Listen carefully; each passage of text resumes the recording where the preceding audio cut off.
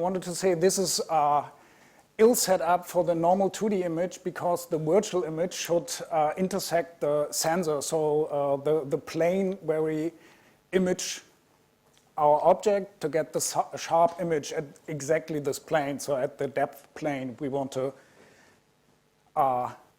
visualize. So we would have maybe a slice at this position where we have, for example, the nose is clear and sharp and everything that's in front and behind will be blurred. For the light field camera now, we place a MLA array in front of the sensor, and we do no longer use the lens as projection on the sensor, but before the microlens array, so that this light field, so the virtual object, is then projected onto the sensor by all these microlenses and all these micro cameras, you could say. So it's something like a massive stereo rig. What we have then is an image that looked like this, a little bit scattered, but all these tiny images are from a single microlens.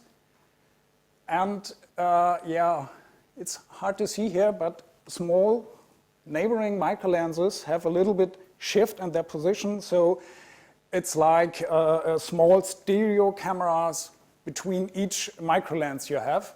So what we can do is for each microlens compute a sparse depth map by normal stereo matching, and then using the color information from the light field image and the sparse depth map, we can synthesize a dense depth map for a simulated camera. So maybe a camera that looks in the same direction and from the same position as the light field camera, but it is synthesized at a lower resolution than the normal sensor chip. Maybe for a 29 megapixel camera, we would produce a 10 megapixel image as a total focus image. That is, the whole depth range that is recorded in the image is displayed sharp instead of a normal camera which has a special focus plane.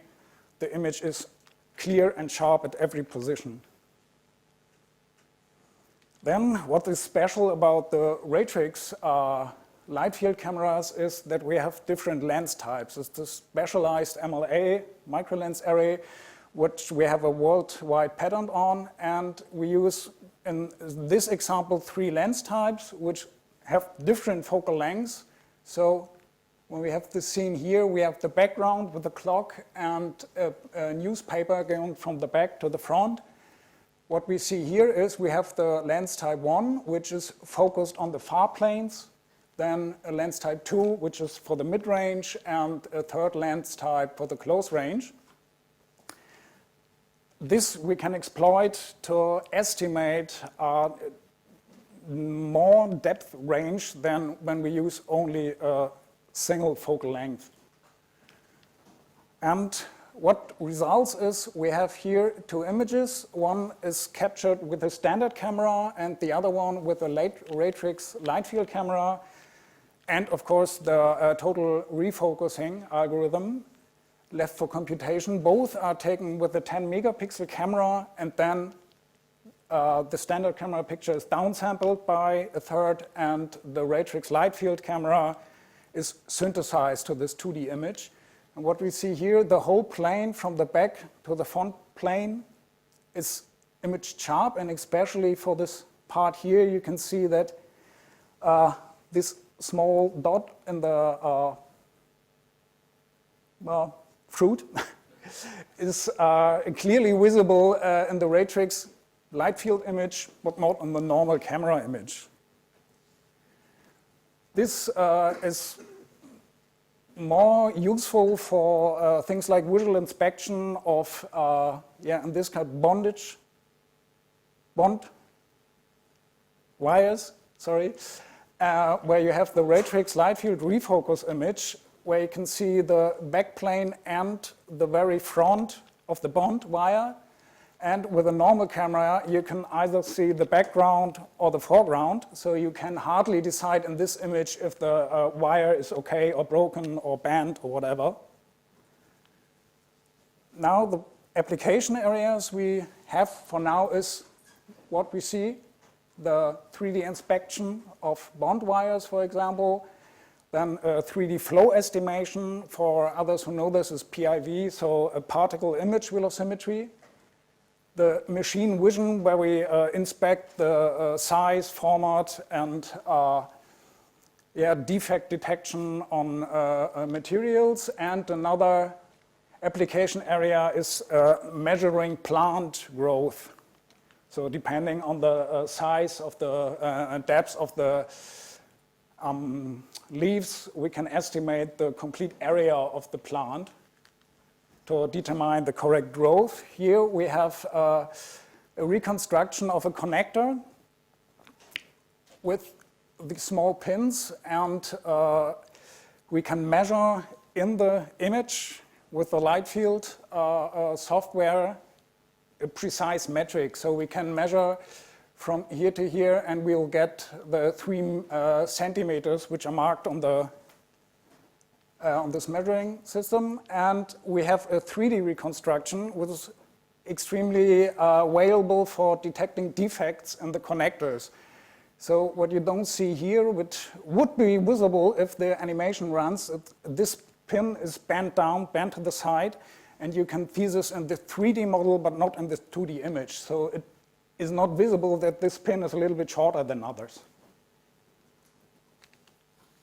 Here we have a large advantage of the light field cameras in comparison to the stereo cameras, because in the stereo cameras you have this known occlusion fields because only one camera sees the area, the other doesn't. When you have a microlens area, the sampling of the cameras is much more dense, so you will find 2 cameras that see the one side of the pin, and you will find 2 that see the other side of the pin. So you can reconstruct the pin even on the sides and not only on the top. Another very fitting application are the microscopes. Microscopy, where we just plant our camera on top of the microscope and can image, in this case, a Eurocent. We can see we have a gradient image and the 3D reconstruction, the very, very small size. And here we have just 1 by 1 millimeters in size for the whole thing, and here the 20 is still visible in depth, so it's about 0.1 millimeters of height. This is especially useful for MLA cameras because stereo setups in microscopy are very hard to calibrate and to set up, because you need mirroring systems to get this very small baseline you have on the lens for the acquiring the image. Here again we have this bond wire, where we see the 2D image and the 3D reconstruction, where we can decide if we have a broken wire, a bent wire, and so on. Then the other application, the PIV, the velocimetry, where we detect and track small particles that are flowing in the fluid, and so we can estimate the dynamic flow within this fluid.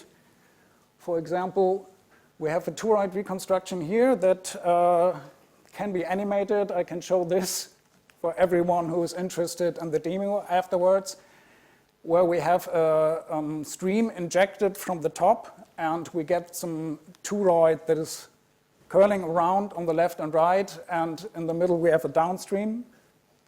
And this can be estimated very precise, where other systems have to use 2, 3, or even 4 cameras for a similar reconstruction. And they have other drawbacks which are not, no problem for PIV with a light field camera. Here, the plant growth analysis, we can measure the absolute area of a leaf, where a 2D image would just give a projection in 2D of the area, so we cannot decide if the leaf is shifted, tilted, or whatever. So when we have the depth information, additionally, we can estimate the area of the leaf very precisely, and so we can say it's at a certain size and it's grown maybe by 10% in the last week or something like this. So the technical details, as I promised, I will skip. It's out of time, so everyone that's interested is invited to our website. And yeah, to summarize, we have this single camera to produce 3D as well as 2D information. It's very easy to set up. We have just one camera that can be positioned everywhere you want to use it. You make a single shot, you get the 3D information. And of course, you can capture movies. You have movie reconstruction in 3D. You are independent of structured light or anything like this. So it can be used in a very broad application areas, and is less restricted to environment than other techniques. So maybe you have any questions? Not for now. So in the demo afterwards, I will show a little bit of our software. So maybe that's a little bit more visual in 3D than on the stopped animation. So thanks for your attention.